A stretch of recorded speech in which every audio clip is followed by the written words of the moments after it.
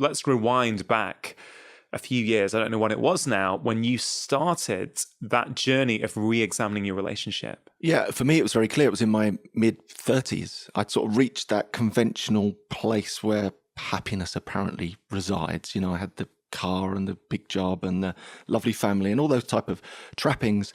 And I remember reaching this place thinking, I feel a bit average. I think like many people, like a 5 out of 10, I was overweight, stressed out, maxed out, unfit, unhealthy.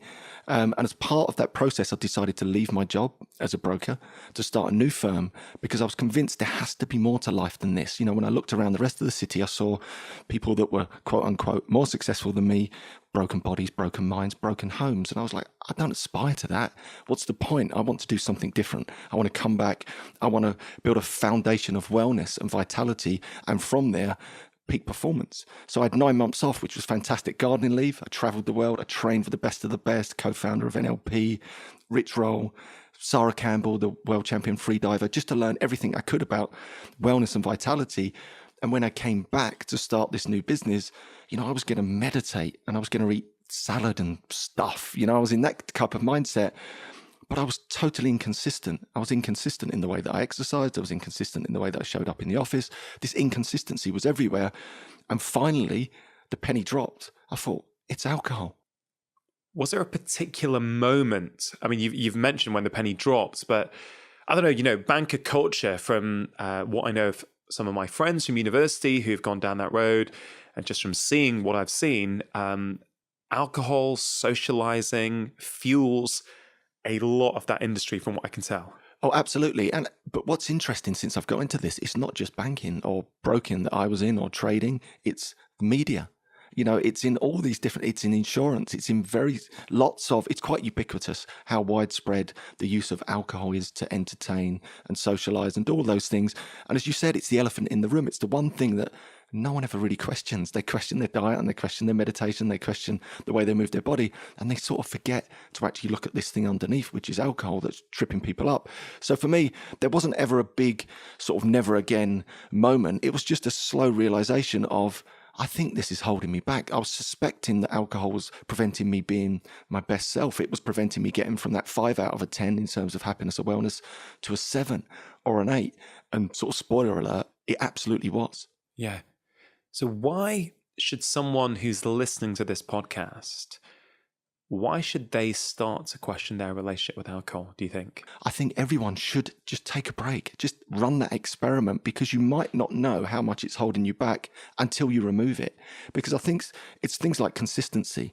It takes away that consistency, even if you're only drinking once or twice a week. And just to set my stall out, I am talking to the middle lane drinkers.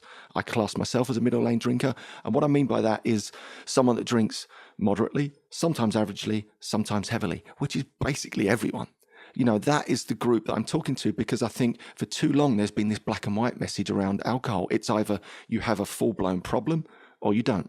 There's no in between. I think it needs to be this gradient where we think about alcohol as a whole spectrum, and everyone who drinks is on that gradient. At one end, it's the very moderate drinker once a month. The other end is the problematic drinker. And most people spend all of their time oscillating somewhere in the middle, don't they? I think they're average, sometimes moderate, sometimes heavy. That's the group of people I'm talking to. If someone had told you 6 years ago, hey, Andy, look, you're drinking too much, right?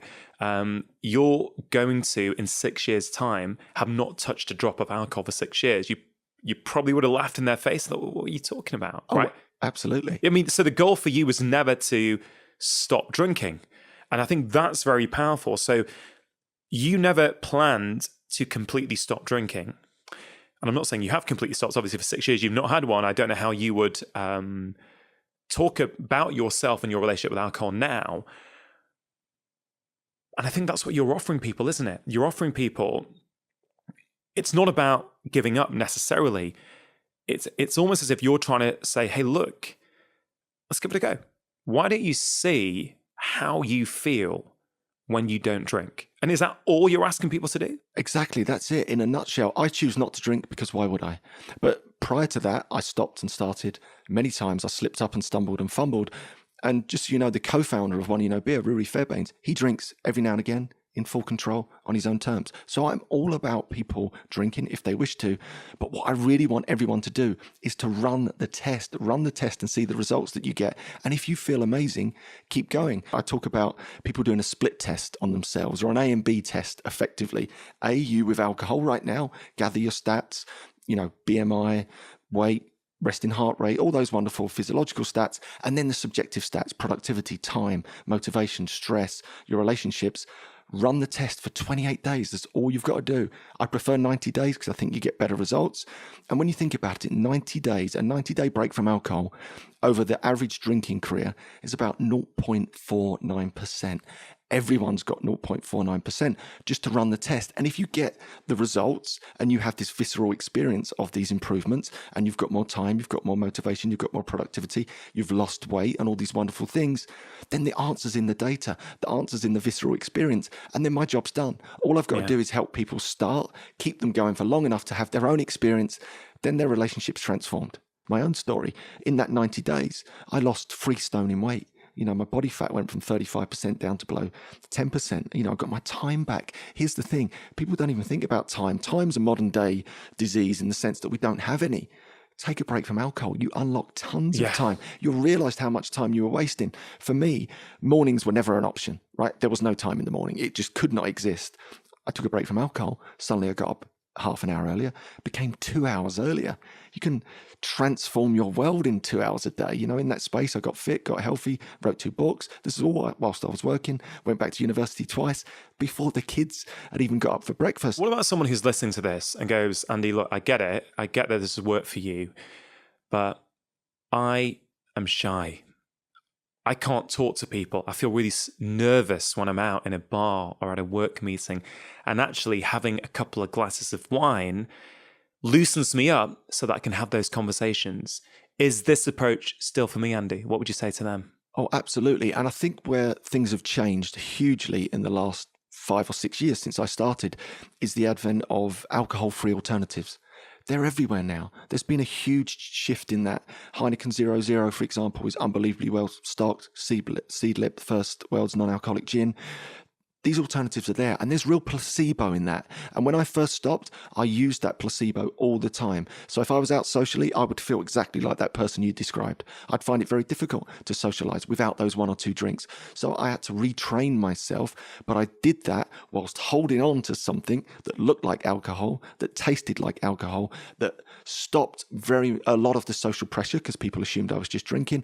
And that was enough for me to buy me the space to retrain myself to be social without alcohol. And then you're unstoppable because you can do all those things that you always wanted to do without having to rely on this crutch that's actually holding you back. I wonder if you reflect on the last 6 years, what has been your biggest learning? Biggest learning is that consistency is king. I think it's not about being perfect.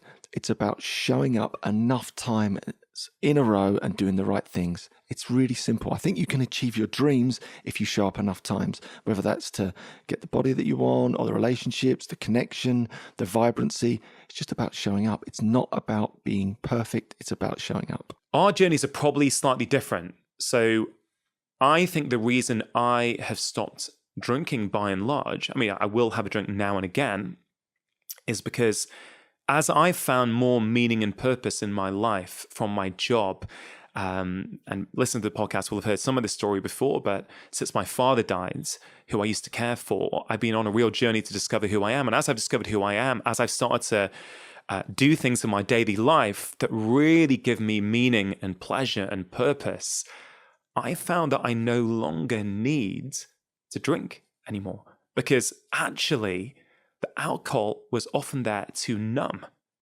I think something you've said there is really poignant. I think the greatest discovery you'll ever make is your authentic self. Yeah. And I think that's shining through. And I think alcohol masks that. It puts on this a front, whether you're numbing or whether you're trying to be someone that you're not. And when you remove it, you get this chance to be you again. You get this chance to turn up and be social or relax or relieve boredom as you and experience life as you. And if there's things underneath that need to be dealt with, because that's very often the case with people, especially on the extreme end who use alcohol, you get this chance to bring back your vitality, bring back your energy, and also deal with anything that's underlying, but ultimately become you again, your authentic self. That is so powerful. That is the greatest discovery you'll ever make. And I think that leads to more meaning and purpose and vitality in one's life. And I think that's the experience that you've just had, and I've had in many ways. And for many people, the first step, just like for you, is going to be reset your relationship with alcohol, right? Absolutely. And I think meaning and purpose comes from momentum in your life. Just head in a direction, whether that's to take a break from alcohol, whether that's to transform your diet or listen to this podcast or read books. There's momentum. And where there's momentum, I think you grow meaning and purpose. And as I mentioned, culturally, I think we've been lured into this false sense of belief that we can just sort of, from a standing start, figure out what our meaning and purpose should be. And if you can't, then you're a bit broken and you're a bit unlucky. But it's not true. Just create momentum in your life, health, vibrancy, connection.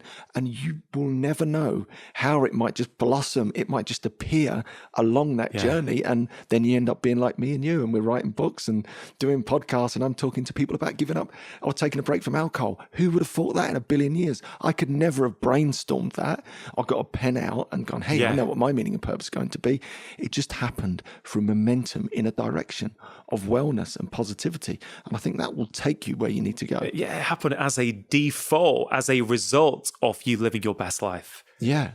You didn't need it to live your best life. You started living your best life. And then as a result, you start to find the meaning and purpose. Perfect. Which is just beautiful. It is. And even if you look at the world of positive psychology, there's a great guy called Sean Acker, and he has lots of research about success, for example.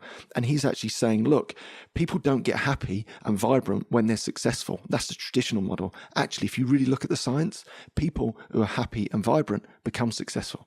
That's the way around it is. And it's the same with our wellness. It's the same with meaning. I think we find it when we are imbued with wellness and vitality and positivity, and then we stumble upon it.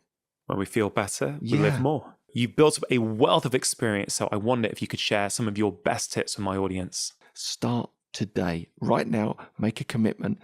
Just do it. I think that's the number one thing, as obvious as that sounds. And again, I think to understand that failure is part of the process. This is so key. As soon as you step outside your comfort zone, whatever it is you're trying to do, you're going to stumble, you're going to fumble, you're going to get things wrong. Learn from it, dust yourself off, come back stronger. Understand that motivation changes and be prepared to change with it. The motivation to start is very often very different to the motivation you need to keep going. And ultimately, try to become someone that is doing the things that you want to do, whether that's someone that doesn't drink or someone that eats in a certain way or someone that moves their body. Ultimately, I think it is just to accept that just by showing up, as my last point, is consistency is king. Whatever it is you're trying to do, just trying to show up enough times in a row and you will achieve your dreams. Take it from me. If you enjoyed that clip, here's another powerful clip that I think you are really going to enjoy. Just one dose of caffeine in the evening decreased the amount of deep sleep by 20%. You would have to normally age by about 15 years to produce that type of a deficit in your deep sleep. Or you can do it every single night by having a cup of coffee.